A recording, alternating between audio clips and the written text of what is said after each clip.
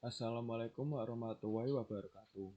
Perkenalkan, nama saya Susanto, NIM G211190035.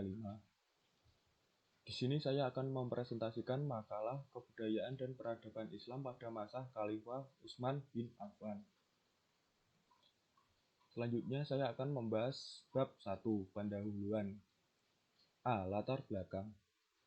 Perkembangan Islam pada zaman Nabi Muhammad SAW dan para sahabat adalah merupakan agama Islam pada zaman keemasan. Hal itu bisa terlihat bagaimana kemurnian Islam itu sendiri dengan adanya pelaku dan faktor utamanya, yaitu Rasulullah SAW. Kemudian pada zaman selanjutnya yaitu zaman para sahabat, terkhusus pada zaman Khalifah 4 atau yang lebih dikenal dengan sebutan Khulafaur Rasyidin. Islam berkembang dengan pesat.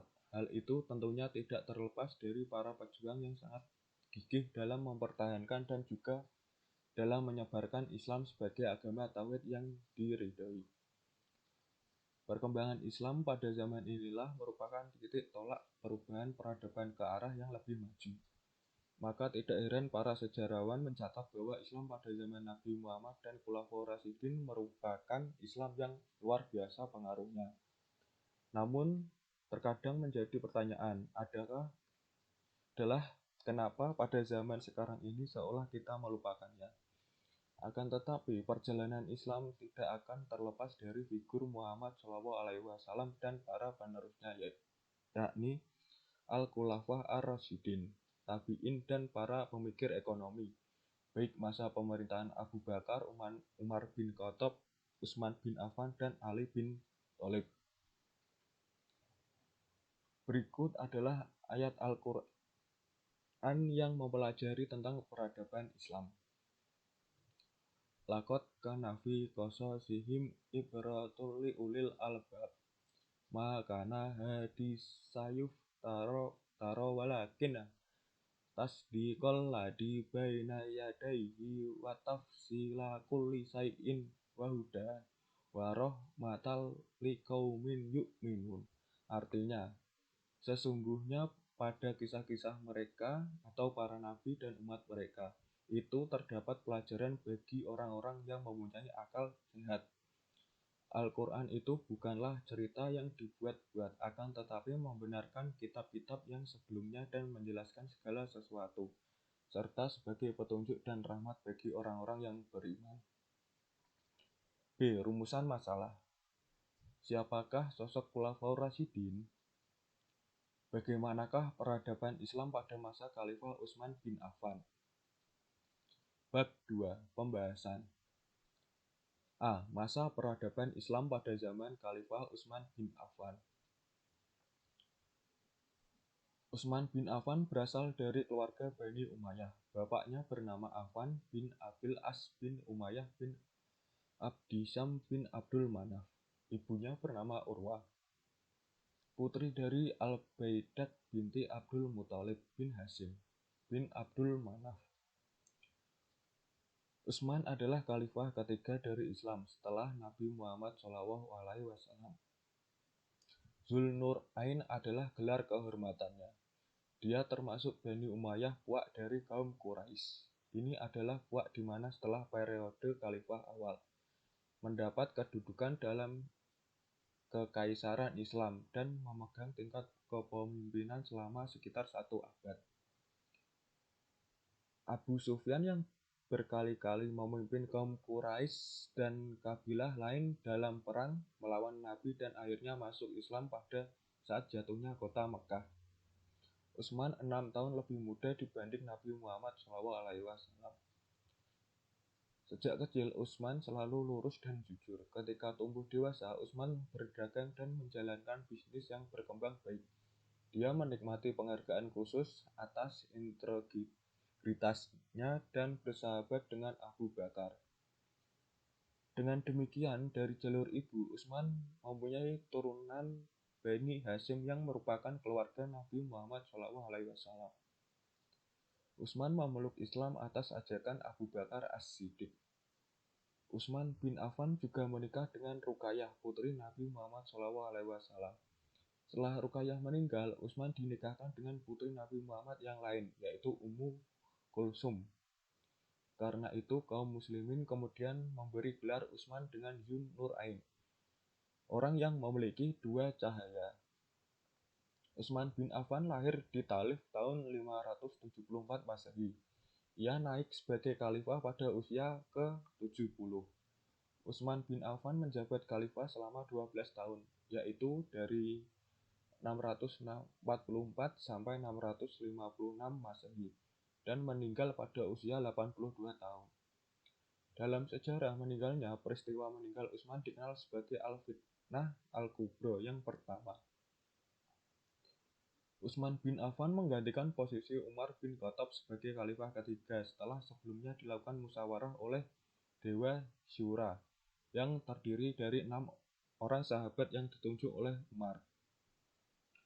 6 orang tersebut adalah Utsman bin Affan, Ali bin Thalib, Talhah bin Ubaidillah, Zubair bin Awan, Sa'ad bin Abi Waqqas, dan Abdurrahman bin Auf.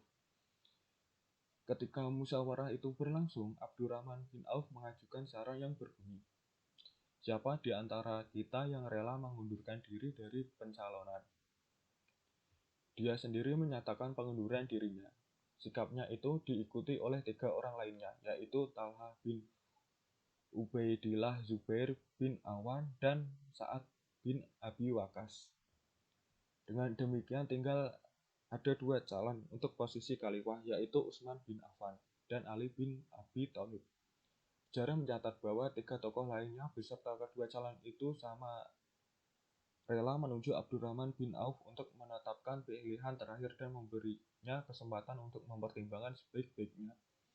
Abdurrahman bin Auf kemudian melakukan kontak pribadi dengan para tokoh Madinah.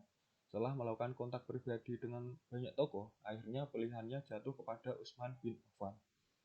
Keputusan itu menuai kritik dari pihak Ali, karena Abdurrahman bin Auf adalah ipar dari Utsman bin Affan. Keduanya sama-sama dari keluarga Umayyah, sedangkan Ali bin Abi Thalib dari keluarga Hashim. Tetapi Abdurrahman berdalih bahwa keputusannya berdasarkan suara terbanyak dari penduduk Madinah dan bukan karena yang lain. Ali bin Abi Thalib akhirnya ikut melakukan bai'ah terhadap Khalifah Utsman bin Affan. Segera setelah naik menduduki jabatan khalifah, Utsman bin Affan menulis instruksi kepada para gubernurnya. Utsman antara lain menekankan bahwa Allah memerintahkan agar para pemimpin bertindak sebagai pamong bagi rakyat dan bukan sebagai pengutip pajak.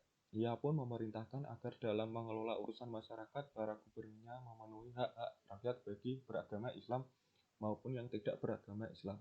B. Pemerintahan Utsman bin Affan 644 sampai 656 Masehi atau 23 sampai 35 Hijriah. Pemerintahan Utsman bin Affan selama 12 tahun. Pada masa awal kekuasaannya, pemerintahannya berjalan lancar. Tidak ada kekhawatiran yang mengancamnya. Pada masa ini, tidak ada keluhan terutama dari Bani Hashim yang menjadi pesaingnya. Dalam mengatur administrasi, Utsman bin Affan tidak mengubah pemerintahan yang diterapkan oleh Umar bin Khattab. Utsman tetap menjalankan sistem syura atau musyawarah dalam pemerintahannya. Utsman pun bersikap adil seperti halnya Khalifah Umar. Dengan demikian, pada masa 6 tahun pertama ini segala berjalan lancar dan stabil. Pada paruh terakhir atau 6 tahun kedua dari masa kekhalifahannya, mulai muncul perasaan tidak puas dan kecewa di kalangan umat Islam terhadap dirinya. Kepemimpinan Utsman memang sangat berbeda dengan kepemimpinan pendahulunya. Khalifah Umar bin Khattab lebih memperlihatkan kehidupan yang sederhana. Tetapi pada masa Khalifah Utsman bin Affan, kehidupan yang beraroma kemewahan dan kesenangan lebih nampak. Ini mungkin disebabkan karena faktor kehidupan Utsman yang sejak awal memang termasuk orang kaya. Utsman pernah berkata, saya sungguh tidak tahu di kalangan Quraisy sayalah yang terkaya dan yang paling beruntung dalam perdagangan. Salah satu faktor menyebabkan kekecewaan umat Islam pada paruh kedua dari kepemimpinannya adalah kebijaksanaannya bercorak nepotisme. Utsman banyak mengangkat pejabat-pejabat tinggi negara yang berasal dari lingkungan keluarganya. Di antara yang paling menonjol adalah peran yang dimainkan oleh Marwan bin Hakam. disebutkan bahwa yang menjabat khalifah adalah Utsman, tetapi yang menjalankan roda pemerintahan adalah Marwan bin Hakam. Kekecewaan terhadap pemerintahan Utsman bin Affan memuncak dengan adanya gelombang protes dari beberapa wilayah yang menuju Madinah. Gelombang protes yang datang dari Mesir berjumlah 500 orang dipimpin oleh Al-Ghafiqi bin Harab Al-Haqiqi. Tujuan mereka adalah untuk meminta khalifah meletakkan jabatan. Gerakan yang sama dari Kufah dengan jumlah 500 orang di bawah pimpinan Abdullah bin Asam Amiri. Pada saat yang sama berangkat pula rombongan dari Basrah berjumlah 500 orang di bawah pimpinan Hurkus bin Zuhair al-Sa'di. Ketiga usaha untuk melakukan pendekatan dengan cara damai menemui jalan buntu dengan serta para demonstran yang menyerbu ke dalam rumah Utsman bin Affan. Dikatakan bahwa Al-Ghafiqi memukul Utsman bin Affan dengan sebilah besi mengenai kepalanya sehingga mengalirkan darah. Pada waktu subuh malam kejadian, Khalifah Utsman bin Affan menghembuskan nafas sambil memeluk Al-Quran. Bab 3. Penutup. A. Kesimpulan.